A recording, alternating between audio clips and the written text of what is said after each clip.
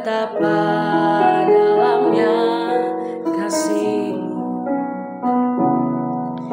Bapa surgawi, buatku mengerti betapa kasih-Mu padaku. Bapa surgawi, terima kasih Tuhan Yesus. Bapa surgawi, ajarku mengenal betapa dalamnya kasih-Mu. Bapa surgawi, buat kami mengerti Tuhan, betapa kasih-Mu padaku. Semua yang terjadi di dalam hidupku, ajarku menyadari Kau selalu sertaku. Beri hatiku selalu bersyukur padamu, karena rencana-Mu indah bagiku. Semua yang terjadi di dalam hidup, ajar kami menyadarinya ya Bapa. Kau selalu beserta dengan kami Tuhan. Berikan kami, haleluya, bersyukur padamu, karena rencana-Mu indah bagiku. Karena rencana-Mu indah bagiku. Karena rencana-Mu indah bagiku.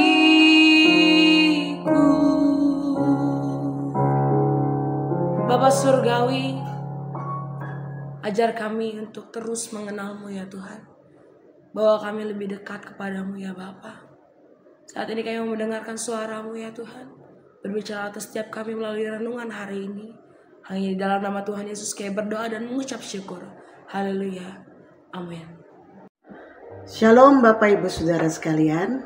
Kita berjumpa kembali hari ini, hari Senin tanggal 23 September 2024 di dalam renungan harian. Judul renungan kita hari ini adalah Murid Kristus tidak membalas kejahatan. Kita baca di dalam Lukas pasal yang ke-6 ayat 29. Demikian, barang siapa menampar pipimu yang satu, berikanlah juga kepadanya pipimu yang lain. Dan barang siapa yang mengambil jubahmu, biarkan juga ia mengambil bajumu. Di dalam 1 Petrus 3 ayat 9 mengatakan, dan janganlah membalas kejahatan dengan kejahatan, atau caci maki dengan caci maki, tetapi sebaiknya hendaklah kamu memberkati, karena untuk itulah kamu dipanggil, yaitu untuk memperoleh berkat. Bapak Ibu Saudara, seorang percaya Kristus harus memiliki kualitas hidup kerohanian yang melebihi dari orang lain. Inilah yang diajarkan oleh Yesus, bukan saja kepada murid-muridnya, tetapi juga kepada semua orang yang mendengarkan pengajarannya. Di dalam Lukas 6 ayat 27. Karena orang percaya Kristus harus hidup mengkopi karakter Kristus, bukan memaksimalkan karakter kemanusiaannya. Tabiat dosa manusia seringkali berkata, aku akan baik jika engkau baik kepadaku. Tetapi jika engkau berlaku jahat, maka aku pun akan membalasnya dan berlaku jahat pula kepadamu. Istilah yang dipakai adalah mata ganti mata, gigi ganti gigi. Matius 5 ayat 38, Ulangan 19 ayat 21. Tetapi Yesus mengajarkan agar orang yang percaya kepada Kristus mengasihi musuhnya dan berbuat kebaikan kepada orang yang membencinya. Selanjutnya, mendoakan berkat bagi orang yang mengutuk dan mencacinya. Lukas 6 ayat 27 sampai 28. Tentu saja ini sebuah pengajaran yang berlawanan dengan etika moral manusia pada umumnya. Memang Yesus membuat pembedaan antara budaya dunia dan budaya sorga. Di dalam ayat 32 sampai 33 Yesus mengungkapkan alasannya, yakni yang pertama, tidak ada jasanya jika kita mengasihi orang yang mengasihi kita, atau berbuat baik kepada orang yang berbuat baik kepada kita. Karena semua orang termasuk orang berdosa pun akan melakukan yang sama.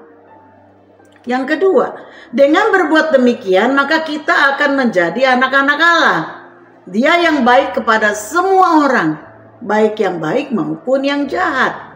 Lukas 6 ayat 35b mengatakan, maka upahmu akan besar dan kamu akan menjadi anak-anak Allah yang maha tinggi, sebab ia baik terhadap orang-orang yang tidak tahu berterima kasih dan terhadap orang-orang jahat. Nah saudara, kebenaran apa yang hendak Yesus ajarkan kepada para pengikutnya dalam Lukas 6 ayat 29 sampai 30 dan Matius 5 ayat 39 sampai 41 ini saudara? Yesus mengajarkan agar orang percaya tidak membalas atau melawan balik. Matius 5 ayat 39a mengatakan, tetapi aku berkata kepadamu, janganlah kamu melawan orang yang berbuat jahat kepadamu. Ayat ini bukan dimaksudkan untuk tidak melawan si jahat. Karena Yakobus 4 ayat 7 dengan jelas menuliskan bahwa kita harus melawan iblis. Tetapi ayat ini berbicara bahwa kita tidak membalas balik jika kita diperlakukan hal yang tidak baik oleh karena Kristus. Hal yang tidak baik bisa berupa, saudara, yang pertama, menyerang harga diri kita. Kata menampar di dalam Matius 5 ayat 39 atau Lukas 6 ayat 29 lebih kepada tindakan mempermalukan, bukan untuk mencelakakan. Jika ingin mencelakakan, ia akan memukul, bukan menampar. Memberikan pipi yang lain menunjukkan kasih dan kelembutan kita yang tidak membalas. Ini sama seperti Yesus yang tidak membalas. Ketika ia dipermalukan, dia diolok, diludahi, dipukul, namun dia tidak membalas. Ia tidak berkata apa-apa, bahkan disalib dia berkata, Bapa, ampunilah mereka karena mereka tidak tahu apa yang mereka perbuat. Lukas 23 ayat 34. Yang kedua saudara, hal yang tidak baik itu bisa berupa menyerang perlindungan diri kita. Matius 5 ayat 40, dan kepada orang yang hendak mengadukan engkau karena mengingini bajumu, serahkanlah juga jubahmu. Baju dan jubah adalah simbol perlindungan yang menutupi tubuh kita. Orang benar telah memiliki perlindungan yang sesungguhnya, yakni dari Tuhan, dan tidak menggantungkan perlindungannya kepada apa yang ia miliki.